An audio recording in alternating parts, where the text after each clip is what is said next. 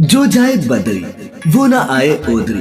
अर्थात जो मनुष्य एक बार बद्रीनाथ धाम के दर्शन कर लेता है उसे फिर मनुष्य जन्म नहीं लेना पड़ता।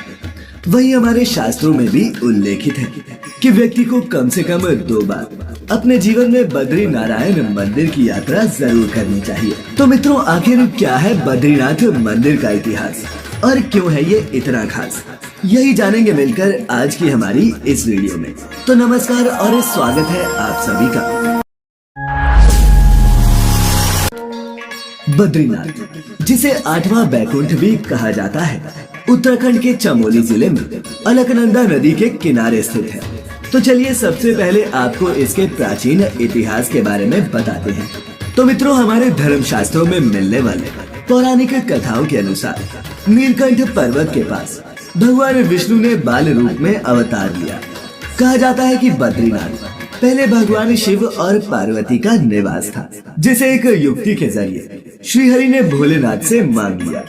कथा के अनुसार भगवान विष्णु अपने ध्यान योग और विश्राम के लिए एक उपयुक्त स्थान खोज रहे थे। वो पहाड़ों में ही विचरण कर रहे थे।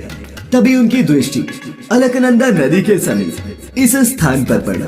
भगवान विष्णु जानते थे कि बद्रीनाथ भोलेनाथ और माता पार्वती का निवास स्थान है। ऐसे में उन्होंने एक युक्ति सोची। जब भगवान शिव और माँ पार्वती भ्रमण के लिए बाहर आए तो उन्होंने अपने द्वार पर एक नन्हे शिशु को रोते हुए देखा। शिशु को रोते देख माता पार्वती की ममता जाग गई और उन्होंने शिशु को चुप कराने के लिए उसे अपनी गोद में उठा लिया। फिर क्या था, देवी पार्वती शिशु को अपने साथ निवास स्थान के अंदर लेकर चली गई और उसे दूध पिलाने लगी। शिशु कुछ ही देर में सो गया, जिसके बाद माँ पार्वती शिशु को वहीं सुलाकर भगवान शिव के नजदीक गर्म झरने में स्नान करने के लिए चली गई। स्नान के बाद जब दोनों लौटे तो उन्होंने देखा कि निवास स्थान का दरवाजा अंदर से बंद था। तब माँ पार्वती ने शिव जी से कहा कि अब हम क्या करें।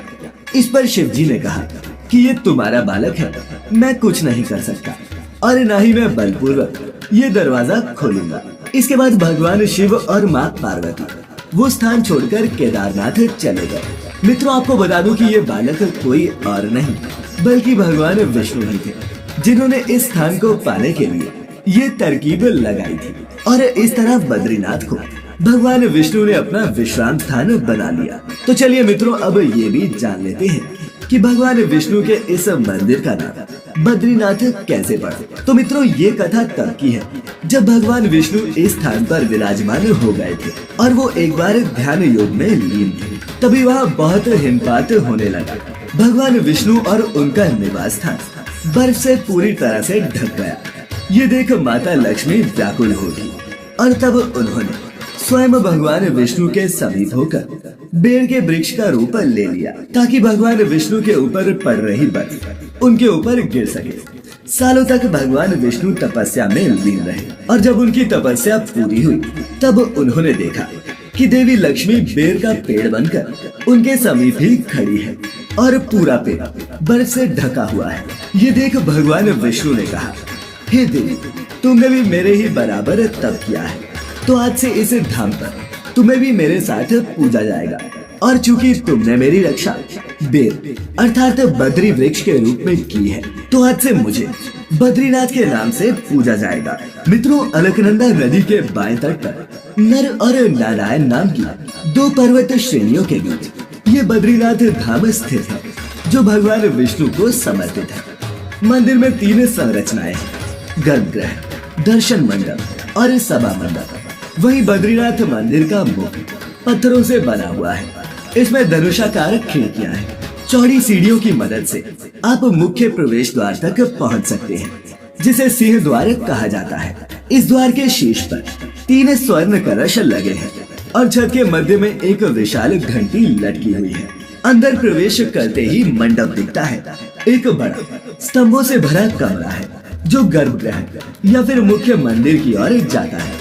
इस कमरे की दीवारों और स्तंभों को जटिल नक्काशी से सजाया गया है। यहाँ पर ये भी बता दें कि इस मंडप में बैठकर ही श्रद्धालु विशेष पूजाएं और आरती आदि करते हैं।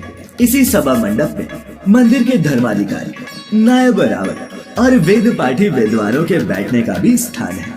वही गर्भगृह की छत शंकुधारी आकार की है। इसके अलावा गर्भगृह में भगवान बद्री नारायण की 1 मीटर लंबी शालिग्राम से निर्मित काले रंग की मूर्ति है, जिसे बद्री वृक्ष के नीचे सोने की चंदवा में रखा गया है। और मित्रों, बद्री नारायण की इस मूर्ति को हिंदुओं द्वारा भगवान विष्णु की 8 स्वयं प्रकट हुई प्रतिमाओं में से एक माना जाता है। इस मूर्ति में भगवान के 4 हाथ हैं। वही मूर्ति के ललाट पर एक हीरा भी जड़ा हुआ है, जो मूर्ति में 4 चांद लगाता है। मान्यता है कि सतयुग तक बद्रीनाथ में श्रद्धालुओं को भगवान विष्णु के साक्षात दर्शन हुआ करते थे।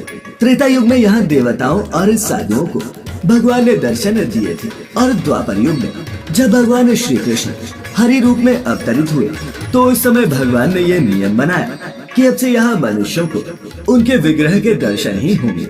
मान्यता है कि बद्रीनाथ में भगवान शिव को ब्रह्म हत्या के पाप से मुक्ति मिली थी, और इसका गवाह वो स्थान है जिसे आज ब्रह्म कपाल के नाम से जाना जाता है। बता दें कि ब्रह्म कपाल एक ऊंची शिला है, जहाँ पितरों का तर्पण श्राद्ध आदि किया जाता है। माना जाता है कि यहाँ श्राद्ध करने से पितरों को मुक्ति मिलती है। इसके अलावा पुराणों में इस बात का भी उल्लेख मिलता है कि बद्रीनाथ में 6 महीने मनुष्य पूजा करेंगे और 6 महीने देवता। और यही कारण है कि सर्दियों में रावल जी की जगह स्वयं नारद जी इस धाम के मुख्य पुजारी बन जाते हैं। आपको शायद ये जानकर आश्चर्य हो कि बद्रीनाथ के मुख्य पुजारी को कपाट बंद होने के लिए स्त्री रूप धारण करना पड़ता है। पुरुष होने के बावजूद वो न सिर्फ स्त्री की तरह कपड़े पहनते हैं, बल्कि एक महिला की तरह श्रृंगार भी करते हैं।